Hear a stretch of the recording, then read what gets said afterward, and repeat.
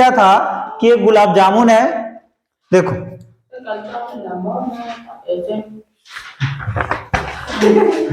देखो, अब gulab jamun contain sugar syrup up to about 30% of its value. एक गुलाब जामुन है, उसमें शुगर सिरप कंटेन कर रहा है कितना, 30%। किसकी, इट्स वैल्यूम, उस गुलाब जामुन की जितनी वैल्यूम है उसके 30% शुगर सिरप कंटेन कर रहा है। कौन, गुलाब जामुन। कितनी, अपने वैल्यूम का 30%। ठीक, आगे क्वेश्चन बोला है find the approximately how much sugar syrup will be found in अ 45 गुलाब जामुन। आपसे ये पूछा है कि अप्रोक्सीमेटली कितना सिरप होगा 45 गुलाब जामुन में। आगे each shape like, gulab jamun की शेप कैसे है, cylinder with two hemispherical ends, एक सिलेंडर टाइप का, लेकिन उसके एंड पे क्या है, दो हेमिस्फेयर है। ये सिलेंडर टाइप का है और उसके दोनों एंड पे क्या है, दो हेमिस्फेयर है। आगे बोला है विद लेंथ 5 सेंटीमीटर, इसकी टोटल लेंथ कितनी है, 5 सेंटीमीटर। आगे एंड डायमीटर 2.8, डायमीटर इसकी कितनी है, 2.8 सेंटीमीटर। अब एक भारतना में इसकी पूरी लेंथ कितनी है, 5,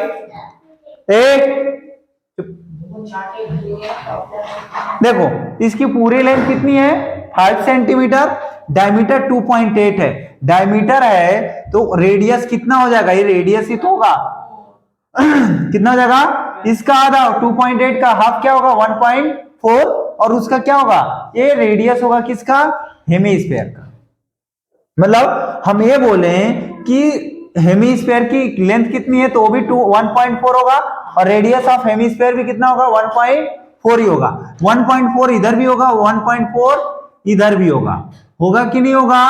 ठीक, अब टोटल 5 में से 1.4 और 1.4 कितना होगा, 2.8, तो 5 में से 2.8 को माइनस कर देंगे तो हमको क्या निकल जाएगा, लेंथ ऑफ सिलेंडर। सारी चीजें लिख लो पहले कि क्या क्या दिया हुआ है। Radius of the cylindrical part equal to radius of cylindrical part का जो रेडियस होगा वही क्या होगा, radius of the hemisphere. Hemisphere का भी रेडियस सेम होगा। 2.8 डायमीटर था, उसका हाफ किए 1.4 आ गया रेडियस। ठीक, दोनों का मतलब यहां से लेकर यहां तक डिस्टेंस कितना है, 1.4 सेंटीमीटर। समझा रहा ना। और ऐसे देखोगे तो ये भी कितना है, 1.4 सेंटीमीटर। आगे length of each hemisphere, hemisphere की लेंथ भी कितनी होगी, जितनी रेडियस होगी। Radius of the hemispherical part, radius of hemispherical part और लेंथ ऑफ हेमिस्फेयर दोनों क्या होगा, सेम होगा, और कितना होगा, 1.4। समझा रहा है, ये 1.4 है, भी कितना है, 1.4 ही तो है। इसको लेंथ बोलेंगे हेमिस्फेयर का, इसको क्या बोलेंगे, रेडियस बोलेंगे। आगे क्या दिया हुआ है क्या अपने को, तो length of cylinder, length of cylinder जिसको H से डिनोट करते हैं, तो सिलेंड्रिकल पार्ट कितना हो जाएगा, 5 तो टोटल है, इनटू -5 माइनस 2 इंटू दो हेमिस्फेयर की लेंथ को माइनस करना पड़ेगा ना। तो हेमिस्फेयर का लेंथ कितना था, 1.4, तो 2 इंटू 1.4, और 1.4 को 2 से मल्टीप्लाई करेंगे कितना आएगा, 2.8। 5 में से 2.8 माइनस करेंगे कितना आएगा, 2.2 सेंटीमीटर। आगे देखो, अब हमें पहले एक गुलाब जामुन की वैल्यूम निकाल रहे, क्योंकि बोला है जो 45 गुलाब जामुन की वैल्यूम होगी ना, उसका 30% क्या होगा, शुगर सिरप होगा। अपने को वैल्यूम ऑफ शुगर सिरप निकालना है, तो पहले एक गुलाब जामुन की वैल्यूम निकाल ले, उसको 45 से मल्टीप्लाई कर लेंगे। आगे देखिए क्या करेंगे, volume of 1 gulab jamun equal to क्या होगा, volume of cylinder, cylindrical part, plus 2 into दो हेमिस्फेयर थे, तो 2 into volume of the hemispherical part. ठीक, 2 से मल्टीप्लाई कर देंगे। देखो यहां फार्मूला लिखेंगे, तो वैल्यूम ऑफ सिलेंडर का पार्ट, सिलेंड्रिकल पार्ट का फार्मूला क्या होता है, पाई are square H plus 2 into volume of hemispherical part 2/3 pi are cube. ये हमारा फार्मूला है, फार्मूले आपको पुट करना है। उसके बाद इसकी वैल्यू को रख के आपको सॉल्व करनी है। क्या करना है, देखिए r की वैल्यू रेडियस कितनी थी 1.4, तो 1.4 का स्क्वायर, पाई को पाई छोड़ दिए, इनटू ये देखिए h कितना था, हाइट कितनी थी, ठीक, ये हाइट कितनी थी बेटा सिलेंडर की 2.2, तो 2.2 रख लिए। आगे देखिए प्लस 2 इंटू 2/3 इंटू पाई का पाई रखे, रेडियस 1.4 था तो उसी का क्यूब कर दिया। अब आपको मन करे तो एक चीज याद रख लेना, पहले ही आप पाई स्क्वायर और यहां से पाई स्क्वायर कॉमन ले सकते हो, लेकिन मैंने कॉमन नहीं लिया है, कॉमन लेके भी सॉल्व कर सकते हो, कोई दिक्कत नहीं है। मैंने लेकिन यहीं पे वैल्यू पुट करके सॉल्व कर रहा हूं, वो आपकी इच्छा, पहले कॉमन ले लो फिर बाद में वैल्यू पुट करो, फिर पहले कॉमन लिए हो उसको सॉल्व मतलब ब्रैकेट के सॉल्व करना, फिर वैसे भी सॉल्व करोगे सेम आंसर आएगा, ऐसे भी सॉल्व करोगे वही आएगा। अब मैंने इसी पे वैल्यू पुट किया पूरा आर स्क्वायर, रेडियस हमारा 1.4 था तो 1.4 का स्क्वायर किया हूं। उसके बाद पाई की भी वैल्यू मैंने पुट कर दिया, मैंने पाई भी कॉमन नहीं लिया, पाई की भी वैल्यू मैंने यहीं पे क्या किया, पुट किया। देखो 22/7 इंटू 1.4 का स्क्वायर है तो 1.4 इंटू 1.4 लिख सकते हैं, फिर इंटू 2.2 था तो 2.2 लिख दिया, फिर प्लस था प्लस लगा लो आप। आगे देखिए 2 इंटू 2/3 इंटू 22/7, क्योंकि पाई की वैल्यू कितनी होती है 22/7 इंटू 1.4 का क्यूब था तो 1.4 इंटू 1.4 इंटू 1.4 कर दिया। समझ आ रहा है? आगे उसके बाद इसका अगला स्टेप, मैंने ये 22/7 को यहां से देखिए 7 1 जा 7 और 7 2 जा 14 तो करेंगे, लेकिन 1 डिजिट पे डेसिमल इसीलिए 0.2 टाइम में होगा। कितने टाइम होगा, 0.2 टाइम होगा। उसके बाद ये देखो इन दोनों का हम मल्टीप्लाई करेंगे, हमने इसको डिवाइड कर लिया। आगे देखिए यहां पे, अब यहां पे भी मैंने क्या किया, 7 1 जा 7 और 7 2 जा 14 तो 0.2, ठीक। अब और कुछ 3 से तो कटेगा नहीं ऊपर, तो 3 को नीचे हमको छोड़ना मेरी मजबूरी है, छोड़ देंगे। हमने उसके बाद क्या किया, 22 इंटू 2 करेंगे, हमने लिख दिया वैसे के वैसे, इंटू में इनको मल्टीप्लाई कर लिया, इनको मल्टीप्लाई किया तो क्या आया 3.08 लिख लिया, ये ऐसे कैसे लिखा था। फिर प्लस था प्लस नोट किया, 2 इंटू, अब देखो इसको केवल आपस में मैंने मल्टीप्लाई किया, 2 2 जा 4, नीचे क्या जाएगा 3, क्योंकि न्यूमरेटर का न्यूमरेटर से, डिनोमिनेटर का डिनोमिनेटर से मल्टीप्लाई करते हैं, ऊपर का ऊपर नीचे का नीचे, तो नीचे कुछ नहीं था तो 1 ले लिया, 3 इंटू 3 1 जा 3 आ गया। अब आगे देखिए मैंने 22 इंटू 0.4 वैसे के वैसे लिख दिया, फिर इन दोनों को मल्टीप्लाई करेंगे तो 14 का स्क्वायर होता है 196, 1 डिजिट पे डेसिमल, यहां 1 डिजिट पे डेसिमल इसीलिए 2 डिजिट पे डायरेक्ट डेसिमल लगा लिया, ठीक। आगे इसका अगला स्टेप, मैंने इन दोनों को मल्टीप्लाई करेंगे, कितना जाएगा 4.4, 22 का डबल करेंगे तो 44 होता है, 1 डिजिट पे डेसिमल इसीलिए 1 डिजिट पे डेसिमल आ जाएगा।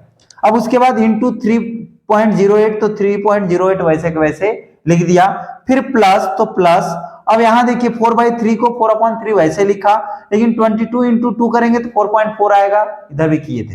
फिर 1.96 को 1.96 मैंने लिख दिया। एक ही साथ चाहता तो मैं आप एक साथ पूरे स्टेप को सॉल्व कर सकते हो मल्टीप्लाई करके, उससे मेरे को कोई फर्क नहीं है। मैंने एक एक स्टेप इसलिए सॉल्व किया कि आप एक एक स्टेप में कंफ्यूजन ना हो, इसके सॉल्यूशन बड़े हो सकते हैं लेकिन आपको सॉल्व करने में दिक्कत ना हो कि ये कहां से आया तो ये कहां से आया, ऐसा ना हो। मैं एक ही स्टेप में डायरेक्ट में लिख देता 13.552, इसको एक साथ ही सॉल्व करके मैं लिख देता, आप कर भी सकते हो, कोई उसमें दिक्कत नहीं है, लेकिन मैंने एक एक स्टेप इसलिए किया हूं कि जिससे आपको क्या हो समझ में आए, ठीक। आगे देखिए इनको आपस में मल्टीप्लाई किया तो आया 13.552, ठीक ना, क्योंकि 1 डिजिट पे डेसिमल यहां था, 2 डिजिट पे तो 3 डिजिट पे डेसिमल लगेगा। फिर उसके बाद 4/3 को ऐसे ही रखा, इन दोनों को मल्टीप्लाई किया तो 8.624 आया, कितना आया 8.624, क्योंकि 2 डिजिट यहां 1 डिजिट यहां, तो जो भी आंसर आएगा 3 डिजिट पे डेसिमल लग जाएगा, याद रख लेना।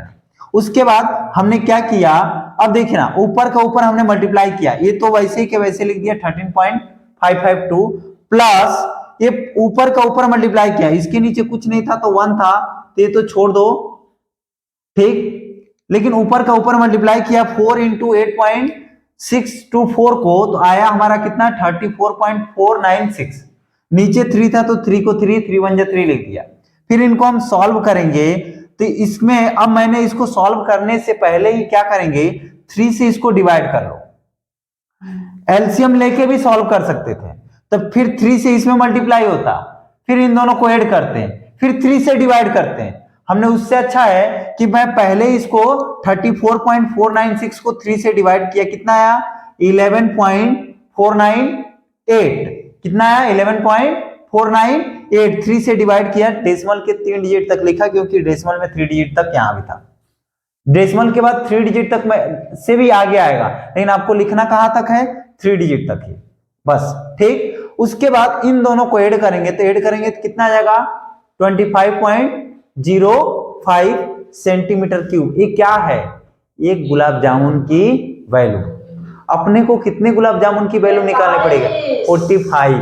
तो अब हम क्या करेंगे, लिखेंगे वॉल्यूम ऑफ 45 गुलाब जामुन, 45 से मल्टीप्लाई किया, क्या आया 1127.25 सेंटीमीटर क्यूब। ये क्या है 45 गुलाब जामुन की वॉल्यूम है। उसके बाद अपने को 45 गुलाब जामुन की वैल्यू नहीं पूछ रहा है, शुगर सिरप की वैल्यू पूछ रहा है। और एक गुलाब जामुन में कितने परसेंट शुगर सिरप है 30%। तो 45 का हम निकालेंगे, देखो volume of sugar syrup equal to 30% of volume, जितनी वैल्यूम है उसका 30% है, इसीलिए हमने लिख दिया। और 30% का मतलब क्या कि 30/100 इनटू वैल्यूम कितनी थी, तो हमारा कितना था 1227.05। इनको मल्टीप्लाई करेंगे, हमने 0 से 0 को काट दिया, ठीक ना। इधर कटने वाला डेसिमल में हम काटते हैं, फिर से उससे अच्छा हमने डेसिमल में नहीं काटा, पहले इनको मल्टीप्लाई करेंगे।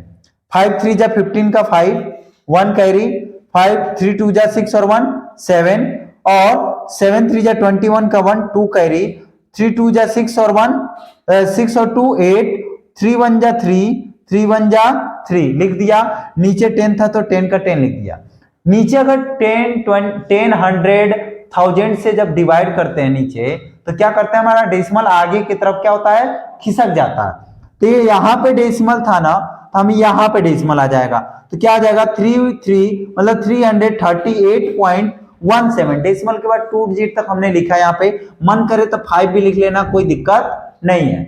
आगे देखिए, इसमें एक्चुअली आंसर में आपको बोला है कि अप्रॉक्स में इसकी वैल्यू निकालनी है, जो शुगर सिरप की वैल्यूम निकालनी है वो क्या निकालनी है अप्रॉक्स में। तो डेसिमल के बाद की वैल्यूम हम क्या करेंगे, छोड़ देंगे। हमने इसके डेसिमल के पहले का लिख लिया, कितना आया 338 सेंटीमीटर क्यूब। अब अप्रॉक्स में आया है, किसमें है अप्रॉक्स में। यदि डेसिमल के बाद यहाँ पे ना ये 1 के जगह पे 5 होता, 6 होता, 7 होता, 8 होता, 9 होता, तो 339 आ जाता। क्या जाता 339, क्योंकि इस डेसिमल के बाद स्ट्रॉन्ग नंबर होते हैं तो इधर वाले बढ़ जाते हैं, वीक नंबर होते हैं तो ये वही का वही रह जाता है। ये भी याद रखना, ठीक ना। ये आपका क्या था, शुगर सिरप की वैल्यूम थी।